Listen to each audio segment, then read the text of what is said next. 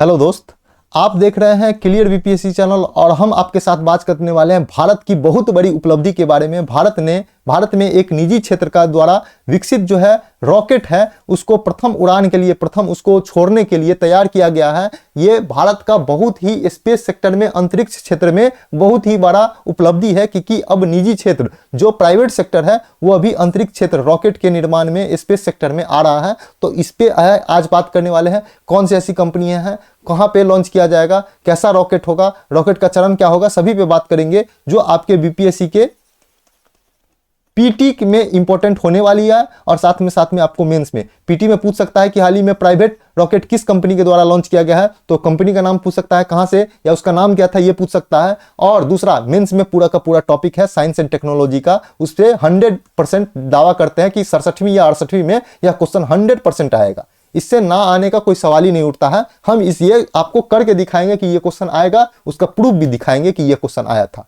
अगर आप हमारे करंट अफेयर से जुड़ते हैं, करंट अफेयर सीरीज से, तो आपको कहते हैं कि 90 से 95% करंट अफेयर का क्वेश्चन पीटी में हमारे ही सीरीज से आएगा। इसका प्रूफ हम 2 बार दे चुके हैं, AA के एग्जाम में और 67th बीपीएससी के एग्जाम में। अगर आपको हमारे करंट अफेयर सीरीज का पीडीएफ चाहिए तो आप हमसे संपर्क कर सकते हैं 87574633 और 83, इस नंबर पे आप हमसे संपर्क कीजिए, आपको पीडीएफ दिया जाएगा। व्हाट्सएप या टेलीग्राम पे संपर्क कर सकते हैं। तो आप देखते रहिए, और नए आए हैं तो इस वीडियो को शेयर करते हुए चैनल को सब्सक्राइब कर लीजिए, टेलीग्राम चैनल को ज्वाइन कर लीजिए, ताकि डेली करंट अफेयर के साथ साथ न्यूज़पेपर हिंदी इंग्लिश में साथ में एडिटोरियल आपको दिया जाएगा, जो पीटी के साथ साथ मेंस में भी इंपॉर्टेंट है। फेसबुक इंस्टाग्राम पेज को लाइक और फॉलो कर सकते हैं। तो चलते हैं, देखते हैं कि निजी क्षेत्र का कौन सा सेक्टर है जो प्रथम रॉकेट लॉन्च किया है या उसको उड़ान के लिए तैयार किया है। तो देखते हैं कि संदर्भ क्या है। तो भारत के निजी क्षेत्र में, निजी क्षेत्र के लिए जो नियामक संस्था का निर्माण किया गया था उसका नाम है इनस्पेस। इनस्पेस से तकनीकी लॉन्च की अनुमति प्राप्त करने के बाद भारत का पहला निजी तौर पर विकसित रॉकेट, जिसका नाम है विक्रम एम, हम लोग इसको इस तरह से लिखेंगे, इस तरह से भी लिख सकते हैं, विक्रम एम लॉन्च के लिए तैयार हो गया है। तो याद रखेंगे कौन सा है, विक्रम एम। और अंतरिक्ष क्षेत्र का नियामक संस्था क्या, कौन सा है, इन स्पेस। तो याद रखेंगे दोनों को। इन स्पेस के बारे में, इन स्पेस की भी चर्चा करेंगे हम, क्योंकि इन स्पेस अब बहुत ही इंपॉर्टेंट संस्था होने जा रहा है। विक्रम जो है, विक्रम का विकास जो है, जो विक्रम एम है, उसका विकास हैदराबाद स्थित अंतरिक्ष स्टार्टअप कंपनी है जिसका नाम है स्काई रूट एरोस्पेस द्वारा विकसित किया गया है। तो आप स्काई रूट एरोस्पेस का नाम जरूर याद रखें, पीटी के बारे में ये क्वेश्चन बनेगा ही बनेगा। तो आगे देखते हैं। स्काई रूट आपको पता होना चाहिए, यही इन्हीं दोनों के द्वारा लॉन्च किया गया है। इसमें 3 तरह के रॉकेट लॉन्च किए जाएंगे। विक्रम 1 जो 400, देखिए यहाँ पे 480 केजी तक का 500 किलोमीटर लो ऑर्बिट में, विक्रम 2 और विक्रम 3, इसकी भी चर्चा करेंगे। तो ये ऐसे ग्राफिक्स लगा दिया गया है। अब देखते हैं कि अगला पॉइंट क्या है। विक्रम एम जो रॉकेट लॉन्च किया गया है वह एक सिंगल स्टेट का सब ऑर्बिटल टेस्ट रॉकेट है। यह सिर्फ अभी टेस्ट किया जा रहा है, लेकिन यह सिंगल स्टेज का है, जो भारत का प्रथम कार्बन फाइबर निर्मित ठोस इंजन द्वारा संचालित एक रॉकेट होगा। तो भारत में कार्बन फाइबर द्वारा निर्मित अभी तक कोई रॉकेट यूज में नहीं आया है। यह प्रथम रॉकेट है जो कार्बन फाइबर द्वारा निर्मित होगा और ठोस इंजन द्वारा संचालित होगा, सिंगल स्टेज का होगा, सब ऑर्बिटल होगा। ठीक है, सब ऑर्बिटल स्पेस फ्लाइट पृथ्वी की सतह से 100 किलोमीटर की ऊंचाई तक होता है। तो याद रखेंगे, सब ऑर्बिटल स्पेस फ्लाइट कब तक, कहां तक का होता है, 100 किलोमीटर की ऊंचाई तक का होता है, संदर्भ करता है। और यह एक कक्षीय उड़ान की तुलना में कम ऊंचाई पर जाता है। तो यह बहुत कम ऊंचाई पर उड़ता है रॉकेट। तो अभी स्टार्टिंग फेज है, इसलिए इसका टेस्टिंग मिशन है, इसलिए इसको कम रखा गया है। स्काई रूट एरोस्पेस के द्वारा जो बनाया गया है उसकी बात करें तो उसका यह पहला मिशन है, और इसका नाम क्या रखा गया है, प्रम्भ। प्रम्भ मतलब क्या होता है, शुरुआत। तो शुरुआत नाम रखा है। इसके 3 पेलोड होंगे जिसे अंतरिक्ष में भेजा जाएगा, और अंतरिक्ष लॉन्च वाहनों की विक्रम श्रृंखला में अधिकांशतः तकनीकों की परीक्षण सत्यापन की मदद से करेगा। कहने का मतलब है कि विक्रम जो है, विक्रम 1 होगा, विक्रम 2 भी होगा और विक्रम 3 भी होगा। आपको पता होगा कि इसरो जो लॉन्च करता है, इसरो की बात करें तो एक होता है SLV, एक होता है PSLV, एक होता है GSLV। तो इसी तरह विक्रम भी जो लॉन्च किया तो विक्रम 1 होगा, विक्रम 2 होगा, विक्रम 3 होगा। सभी को भार के अनुसार और दूरी के ऊंचाई के अनुसार उसको भेजने की क्षमता होगा। इसी तरह 3 पेलोड के हिसाब से लॉन्च होगा और सभी का परीक्षण के बाद ही भेजा जाएगा। ठीक है, आगे देखते हैं कि 3 पेलोड में से एक अंतरराष्ट्रीय गैर लाभकारी अंतरिक्ष अनुसंधान प्रयोगशाला के लिए है। तो कहने का मतलब है विक्रम हम बात कर रहे हैं विक्रम एम रॉकेट जो लॉन्च किया जाएगा उसमें 3 पेलोड होंगे। कहने का मतलब है 3 सैटेलाइट होगा। पहला सैटेलाइट कौन सा होगा? एक अंतर्राष्ट्रीय गैर लाभकारी अंतरिक्ष अनुसंधान प्रयोगशाला के लिए होगा जो छात्रों द्वारा निर्मित है और अपने शैक्षिक पेलोड को लॉन्च करना चाहता है। तो पहला तो यह हुआ। अन्य 2 पेलोड जो है भारत से है, जिसमें एक भारतीय aerospace startup space kids India जो है उसके द्वारा 2 लॉन्च किया जाएगा। तो याद रखेंगे, एक अंतर्राष्ट्रीय गैर संस्था द्वारा जो छात्रों का पेलोड होगा उसको भेजा जाएगा और 2 पेलोड 2 सैटेलाइट भारत का होगा, जिसे पहला होगा startup space kids India limited जो है उसके द्वारा वो बनाया है सैटेलाइट को। आगे देखते हैं कि ऑल कार्बन फाइबर संरचना का उपयोग करके निर्मित यह विक्रम श्रृंखला का रॉकेट 800 किलोग्राम तक का 800 किलोजी तक का पेलोड को लो अर्थ ऑर्बिट में ले जाने में सक्षम होगा। तो ये बहुत ही इंपॉर्टेंट पॉइंट है पीटी के लिहाज से। ये जो विक्रम एम है वो 800 केजी तक का जो सैटेलाइट को लो अर्थ ऑर्बिट में ले जाने में सक्षम होगा। इसको याद रखेंगे।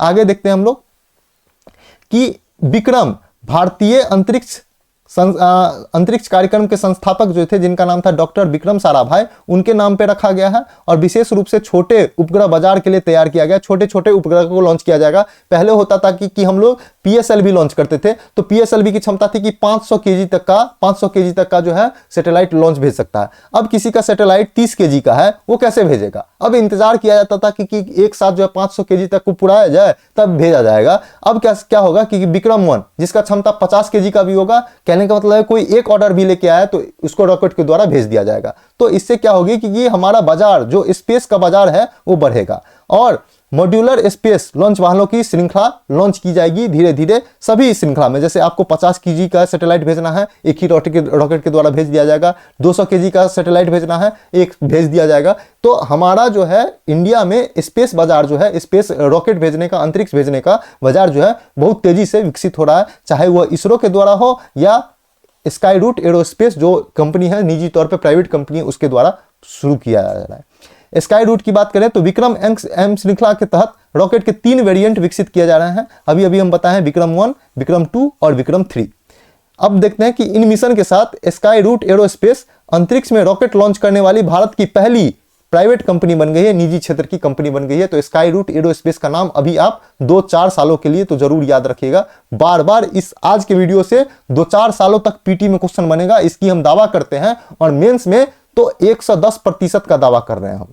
आएगा ही आएगा, नहीं आने का कोई सवाल ही नहीं है। और ये भी कह रहे हैं कि जीएस पेपर 2 में आएगा, ये भी हम कह रहे हैं कि जीएस पेपर 2 में आएगा, बीपीएससी के जीएस पेपर 2 में। आगे देखते हैं कि स्काई रूट ने भारत के पहले निजी तौर पर विकसित क्रायोजेनिक हाइपरगोलिड लिक्विड और सॉलिड फ्यूल के आधारित रॉकेट इंजन का भी सफलतापूर्वक निर्माण और परीक्षण कर लिया है। कहने का मतलब स्काई रूट ने क्रायोजेनिक इंजन का भी निर्माण कर लिया है जो इस फ्यूल के आधार पर चलेगा, जो बहुत ही बड़ी उपलब्धि है। क्योंकि आपको पता होना चाहिए कि भारत जो इस क्रायोजेनिक इंजन बनाने में बहुत साल लग गया था, लेकिन स्काई रूट के द्वारा हाइपरगोलिक लिक्विड और सॉलिड फ्यूल के आधारित रॉकेट इंजन का निर्माण कर लिया है, जो आने वाले दिनों में भारत का जो रॉकेट क्षेत्र है, स्पेस क्षेत्र है या फ्लाइट जो फाइटर जेट होता है, उसके लिए बहुत ही इंपॉर्टेंट होने वाला है।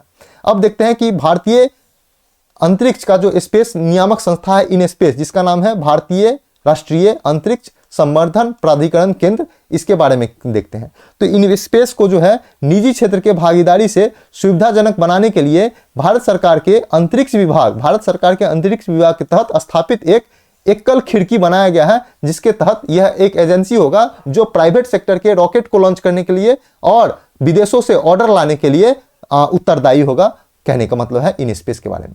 इन स्पेस की बात करें तो इन स्पेस निजी क्षेत्र की विभिन्न अंतरिक्ष गतिविधियों को बढ़ावा देने और अधिकृत करने के लिए, पर्यवेक्षक करने के लिए जिम्मेदार है, जिसमें से लॉन्च वाहनों को, उपग्रहों का निर्माण करना, अंतरिक्ष के बुनियादी ढांचे और इसरो के नियंत्रण से परिसर को साझा करना, यह सब काम होगा इन स्पेस का।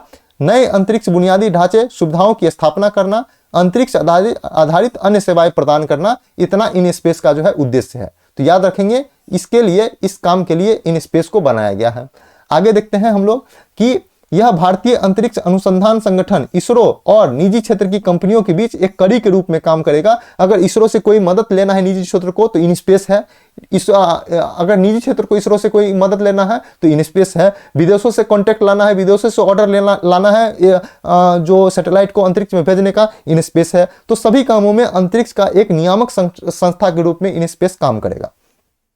अब हम देखते हैं कि निजी संस्थाओं में सभी अंतरिक्ष क्षेत्रों की गतिविधियों को एक नोडल एजेंसी के रूप में स्थापित किया जाएगा। इनस्पेस भारत की निजी अंतरिक्ष क्षेत्र में अर्थव्यवस्था को बढ़ावा देने के लिए महत्वपूर्ण भूमिका निभाता है। इनस्पेस जो है अंतरिक्ष क्षेत्र का जो अर्थव्यवस्था है, जो स्पेस सेक्टर का, अंतरिक्ष क्षेत्र का जो भी संचालन होता है, उसमें एक बहुत महत्वपूर्ण भूमिका निभाने वाला है इनस्पेस।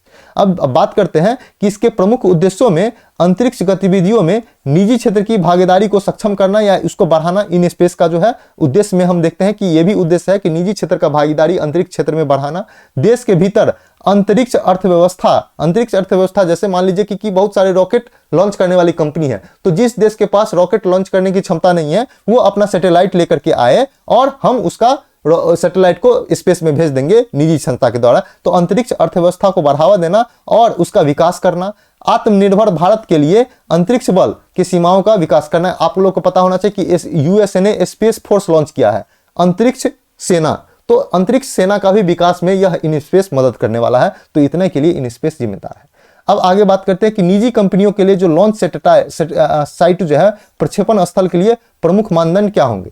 तो राष्ट्रीय अंतरिक्ष परिवहन नीति 2020, राष्ट्रीय अंतरिक्ष परिवहन नीति कब का है, 2020 का है, ये भी एक पीटी का क्वेश्चन है। तो एनएसटीपी 2020 के तहत निजी कंपनियों को देश के अंदर और बाहर रॉकेट लॉन्च साइट स्थापित करने की, संचालन करने की अनुमति होगी। इसका काम कौन करेगा, इनस्पेस करेगा। तो ये भी इंपॉर्टेंट है, ये भी याद रखेंगे आप लोग। उसके बाद हम लोग देखते हैं कि भारतीय हो या विदेशी क्षेत्र के किसी भी रॉकेट का प्रक्षेपण केवल भारतीय राष्ट्रीय अंतरिक्ष संवर्धन एवं प्राधिकरण केंद्र इनस्पेस के अनुमोदित होने के उपरांत ही किया जाएगा। कहने का मतलब है कि कोई भी भारतीय या विदेशी अपना सैटेलाइट को ऊपर भेजना चाहता है, अंतरिक्ष में भेजना चाहता है, इसके लिए इनस्पेस का अनुमति बहुत ही आवश्यक होगा। तो ये भी इंपॉर्टेंट है। अब देखते हैं कि इनस्पेस जो है अंतरिक्ष गतिविधियों में निजी उद्योग को सहायता करेगा, उसको प्रोत्साहन करेगा, उसको मार्गदर्शन करेगा और अंतरिक्ष विभाग के तहत एक स्वतंत्र निकाय है जो अंतरिक्ष के नियामक के रूप में काम करेगा, इनस्पेस। तो इनस्पेस किसके अंतर्गत काम करता है, तो अंतरिक्ष विभाग, और अंतरिक्ष विभाग जो है प्रधानमंत्री के डायरेक्ट जो है रिपोर्ट करता है। तो याद रखेंगे अंतरिक्ष विभाग का जो मंत्रालय जो है प्रधानमंत्री स्वयं रखते हैं। तो ये भी याद रखने वाली बात है। अब हम लोग लास्ट में देखते हैं कि भारत के क्षेत्र के बाहर से प्रक्षेपण करने के लिए संबंधित राष्ट्र क्षेत्र पर लागू कानूनों के अनुसार अनुमोदित करने की आवश्यकता होती है। जैसे आप लोग को पता होना चाहिए कि भारत कभी कभी गुयाना के तट से अपना रॉकेट सैटेलाइट लॉन्च करता है। तो कहने का मतलब है कि अगर गुयाना यूएसए से लॉन्च करता है भारत अपना सैटेलाइट, तो यूएसए के कानून के हिसाब से अपना रूल तैयार करेगा इनस्पेस। तो इनस्पेस ही यूएसए के तहत बात करेगा और बताएगा कि हम अपना सैटेलाइट यूएसए से लॉन्च करना चाहते हैं, आप कैसे लॉन्च कीजिएगा। इसके लिए भी इनस्पेस ही जिम्मेदार होगा। प्रक्षेपण स्वयं या पट्टे पर लॉन्च साइट के तहत सचल प्लेटफॉर्म भूमि, समुद्र या वायु से भी हो सकता है। कहने का मतलब प्लेटफॉर्म जो है, प्रक्षेपण जो है कहीं पर भी हो सकता है। सरकारी क्षेत्र से लॉन्च किया जा सकता है या प्राइवेट से लॉन्च किया जा सकता है, या भूमि से किया जा सकता है, या समुद्र से किया जा सकता है, या वायु से किया जा सकता है। कहीं से भी किया जाए, इसके लिए इनस्पेस ही जिम्मेदार होगा और सभी कार्यों के लिए नियामक संस्था के रूप में इनस्पेस काम करेगा। तो हम लोग देखे हैं कि कितने महत्वपूर्ण टॉपिक था आज का। ये मेंस के लिए कभी अगर पूछ दिया तो आपको पता चलेगा कितना इंपॉर्टेंट टॉपिक है। तो अगर आप हमसे करंट अफेयर सीरीज से जुड़ना चाहते हैं, तो आप हमारे पीडीएफ चाहते हैं करंट अफेयर सीरीज का, तो आप हमसे जुड़ सकते हैं। आप इस नंबर पे, टेलीग्राम पे या व्हाट्सएप पे आप मैसेज कर सकते हैं। आपको पीडीएफ दिया जाएगा, तो आप लोग संपर्क कीजिए, करंट अफेयर सीरीज से प्रोग्राम से जुड़िए। आप लोग देखते रहिए क्लियर बीपीएससी चैनल। नए आए हैं तो वीडियो को शेयर कर दीजिए और चैनल को सब्सक्राइब कर लीजिए, ताकि आपको डेली करंट अफेयर के या बीपीएससी की तैयारी से संबंधित जो भी प्रोग्राम आए आपको मिलता रहे। टेलीग्राम चैनल को ज्वाइन करने से आपको डेली करंट अफेयर के साथ साथ न्यूज़पेपर हिंदी और इंग्लिश में, साथ में आपको एडिटोरियल भी हिंदी मिलेगा, जो आपके पीटी के साथ साथ मेंस के लिए भी इंपॉर्टेंट है। फेसबुक, इंस्टाग्राम पेज को लाइक और फॉलो कर सकते हैं। हमसे जुड़ने के लिए धन्यवाद। देखते रहिए, पढ़ते रहिए, रिवीजन करते रहिए। Thank you so much.